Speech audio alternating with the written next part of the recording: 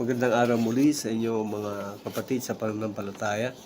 Muli pong narito ngayon si Brother Erwin para magbigay ng maikling pagninilay sa Ebanghelyo ni San Lucas, ang kabanatang 6, mga talatang 27 hanggang 38. Ito po yung sinasabi ng banal na kasulatan na mahalin ang kaaway.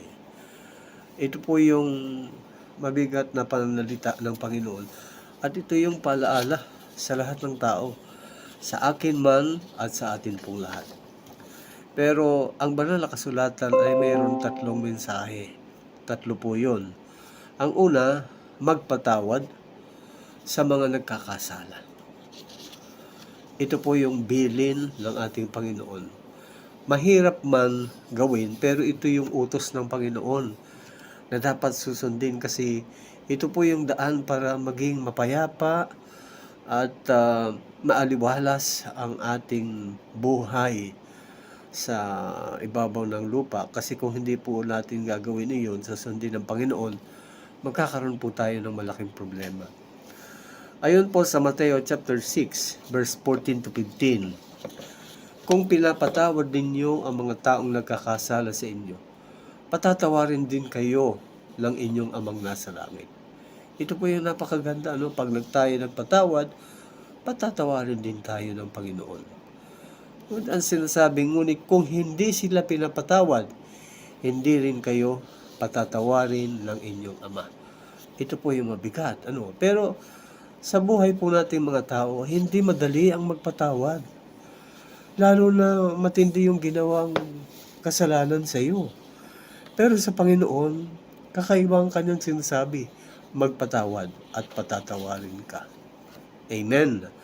So ito po sa Mateo 11:25 to 26. Sinasabi dito, at kapag nananalangin kayo, patawarin ninyo muna ang nagkasala sa inyo, para ang mga kasalanan niyo ipatawarin din ng inyong amang nasa langit. So kung mapapansin po natin ang mga salita sa banal na kasulatan ay talagang sinasabi sa ating magpatawad dahil ito yung tamang paraan. Sabi po sa verse 26, sapagkat kung ayaw ninyong magpatawad, hindi rin kayo patatawarin ng inyong amang nasa langit. Katulad ng nabasa natin kanina. Sa Mateo 18:21-22, lumapit si Pedro at nagtanong kay Jesus. Ang sabi niya, Panginoon, ilang beses ko po bang patatawarin ang aking kapatid na nagkakasala sa akin? 7 beses po ba? Pero sinagot siya ni Jesus. Ang sabi ni Jesus, hindi 7 beses, kundi 77 ulit na mo siyang patatawarin. 77 beses mo siyang patatawarin. Amen. Ibig sabihin, ayon sa mga eksperto, ang kahulugan nito na sinabi ni Jesus ay kahit araw-araw magkasala, magkamali ang iyong kapwa, pag humingi ng tawad, patawarin mo siya. Wala tayong karapatan na hindi patawarin ang sino mang tao na humihingi ng tawad sa atin. Katulad ng Panginoon, ito po yung maganda sinasabi dapat yung katangian ng Panginoon ang taglayin nating mga Kristiyano. Pangalawa, na mensahe yung handang tulungan ang nangangailangan. Ito po yung nais ng Diyos, ito yung kalooban niya, tulungan ang mga nangangailangan. Bakit po? Kasi dapat tulungan sila sapagkat sila yung nangangailangan. Wala silang kakayahan. Amen? Kaya nga po, sinasabi ng Panginoon na tayong lahat, magtulungan. Tulungan lalo tigit ang mga nangangailangan. Sa sulat po sa 2 Korinto, chapter 8, verse 14, sinasabi dito, sa ngayon ay masagana kayo. Kaya nararapat lamang na tulungan ninyo ang nangangailangan.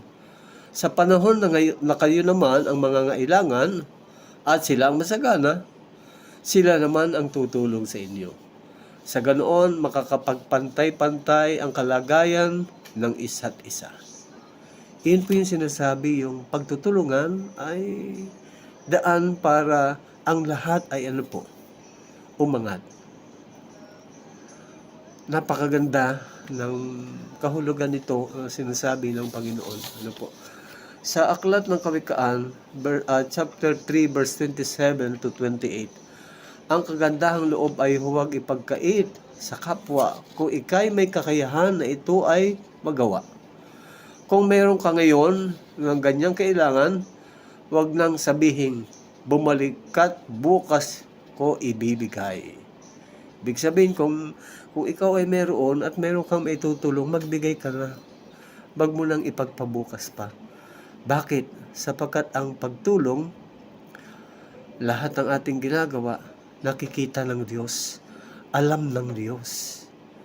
Kaya pag mabuti po ang ating ginagawa, alam ng Panginoon kung anong ginawa natin, at siya ang magbibigay ng gantimpala sa bawat isa sa atin.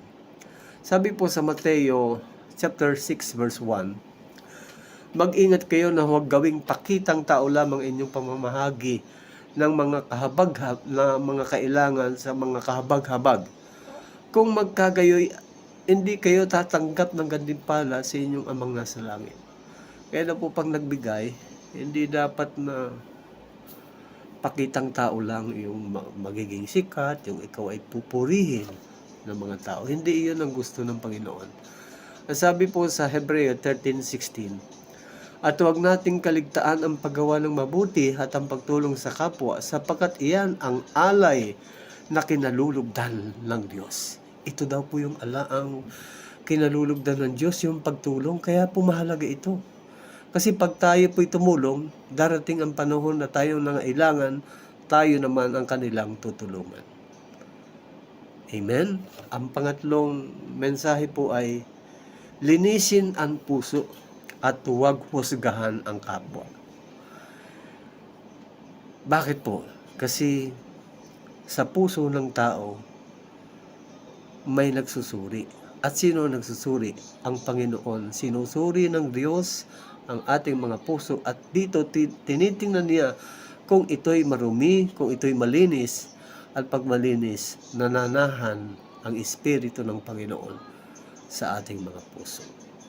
At ang katangian ng Diyos ang ating gagawin at gagampanan.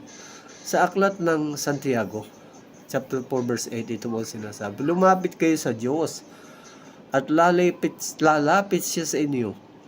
Linisin ninyo ang inyong mga kamay, kayong mga makasalanan. Linisin ninyo ang inyong puso, kayong pabago-bago ang isip. Ito po'y paalaala sa atin ng Panginoon. Dapat maging malinis ang puso at hindi nagagalit sa iba. Hindi nanghuhusga sa kahit sino mang tao. Walang perpektong tao. Wala. Lahat tayo nagkakamali at nagkukulang, at ang gusto ng Panginoon, magtulungan. Linisin ang puso. Iyan po yung ninanais ng Panginoon. At sabi po sa Lucas chapter 6 verse 37 to 38, huwag kayong humatol at hindi kayo hahatulan. Huwag kayong magparusa at hindi kayo parurusahan. Magpatawad kayo at kayo patatawarin. Magbigay kayo at kayo bibigyan din. Hustong takal, siksik, liglig at umaapaw pa ang ibibigay sa inyo, sapagkat ang panukat na ginagamit ninyo sa iba ay siya ring gagawing panukat sa inyo ng ating Panginoon. Amen? Kaya nga po, napakaganda itong 3 bilin ng Panginoon sa atin. Itong mensahe, maliit na mensahe sa atin ng Panginoon ay malaking magagawa sa ating buhay. Kaya wag na po tayong magatubili, atin na pong gawin at sundin ang kautusan ng Diyos, dahil ito ay may patutunguhan.